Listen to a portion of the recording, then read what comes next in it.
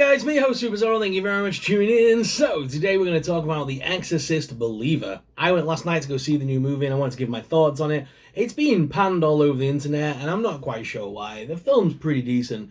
Yes, it does have its flaws and we'll get to that. But it does have some really good talking points as well. The first half of this review will be completely spoiler-free. And I will give my thoughts and opinions without giving too much away. However, the latter part of this video, I will tell you when, but I will go full spoiler territory, and we will do a full, proper review and talk about the weaker points of the film, in my opinion. Now, a lot of people on the internet have been saying straight away that this film was unnecessary, it was unneeded. So are all sequels. All sequels technically are unneeded, they're just fleshing out and adding to a universe or a storyline. Luckily, we're in the day and age where David Gordon Green seems to be taking it upon himself to reinvent and rejuvenate old franchises. Obviously, he made the banger, which was Halloween 2018, which was an amazing movie. However, the sequels after that, not so much. Halloween Kills, I don't mind. Halloween Ends, worst in the franchise. But now he's taking on the Exorcist franchise, and I do think this film does pay homage to the original.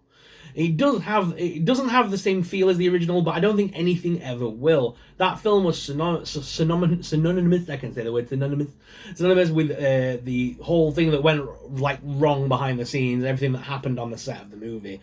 That was kind of part and parcel of the legacy of The Exorcist. And I think that is what still endures fans to this day.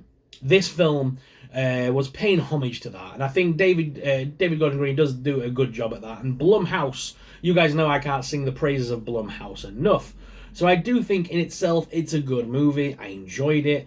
The legacy character bit I did enjoy, although I do notice that Ellen Burstyn has been given top listing as the cast member. We'll talk about that in a spoiler bit because I can't give too much away there. But other people in this film, like Ann Dowd, Jennifer Nettles, Leslie Odom Jr., and of course the two girls in it, Lydia Jewett and Olivia O'Neill, they should be given top billing because they stole the show.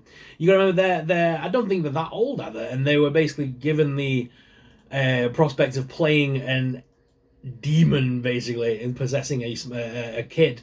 And I think they tackled that really well given their age. And the film is absolutely amazing. I've just seen that Olivia O'Neill, this is actually her first film on the looks of things. And Lydia Jewett, she's been in a couple of things. But again, these are kind of like her... Though she's been a little bit more than the other girl. But still, this is kind of new territory for them. And the film's quite mature in its content, just like its original film. But it doesn't shy away. Now, do I recommend the film? Yes. If you're a fan of The Exorcist or you're a fan of that style of movie, definitely go check it out. It's a great movie. Right, on to the spoilers. So if you don't want to know any spoilers, get out of here because you won't want to hear the rest of this. Is that all those people gone? Cool, it's just me and you that want to talk spoilers? Let's do this. So, spoiler warning, here we go. Ellen Burstyn and Linda Blair are given top casting in the movie. Yeah, if you actually go onto IMDb or go onto any website that shows who's in the movie, you already know that Linda Blair is going to be in there before you sit down in the cinema. I'm glad that I stayed away from that and that I didn't see her before I was in the cinema, because it was kind of cool seeing Chris MacNeil's character be reintroduced and sort of see her in the new universe and then obviously reunited with Reagan by the end of the movie. However, whilst their appearance was cool to see as a fan of the original and as a big horror fan, it's cool to see these old characters come back, a bit of nostalgia. Were they needed for the story? No. I think they kind of overshadowed the movie a little bit. I think they weren't needed. I think this film just needed Lydia Jewett and Olivia O'Neill to play the two Exorcist children and just to go all out with that. And they did a smashing job at that. I'm not going to lie, they did an amazing job. And the twist at the end is a great twist.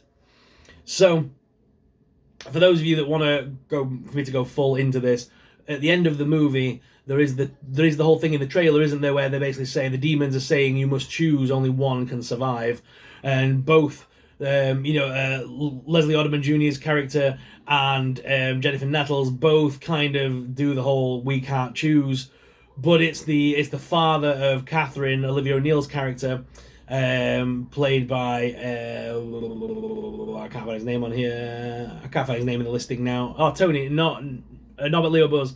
He basically chooses obviously his daughter. And the twist is that when he says it, the demon doesn't actually save that kid. The demon saves the other girl, which is played by Lydia Jewett.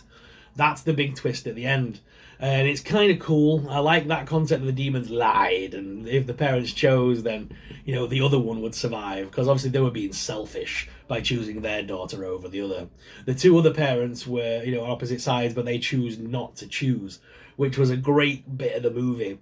And there's several moments where it looks like the Exorcists are going to win, but then something happens. And I like that twist at the end, because even though it looks like they've banished the demon did do its bidding, if you will. It took the soul of Olivia O'Neill's character, which I don't think we've seen the end of that storyline. There is already the next film announced for next year. They've already put that into production, I believe, or it's going to be, and they've already announced the name of the next movie. So they already have a sequel in mind, and I think it'll carry on with these characters.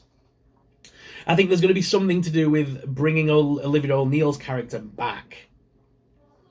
Now, whilst I think that will cheapen the first movie, you could see that that's where they were probably going with the story arc. However, if you're going into this movie with no knowledge of a sequel and no knowledge that another movie's coming, then to be fair, that ending's pretty decent and it's a cool twist on the story.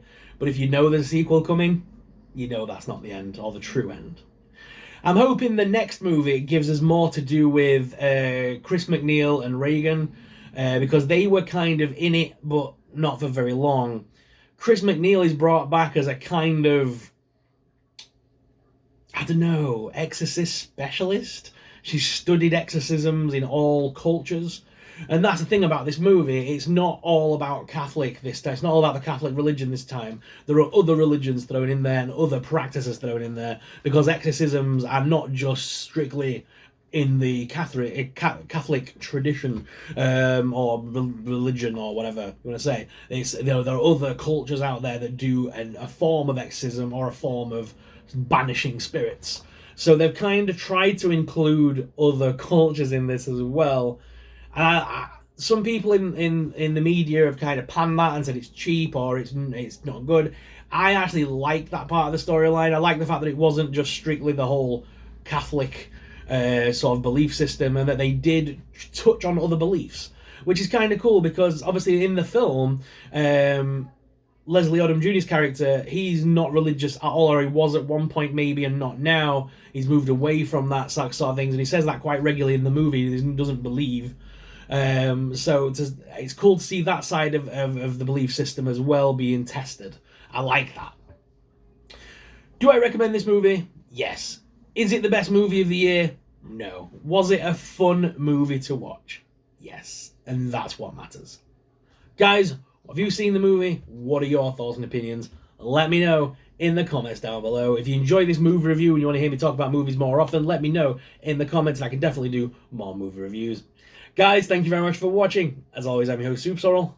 I'll see you in the next video. Until then, keep it creep. Bye!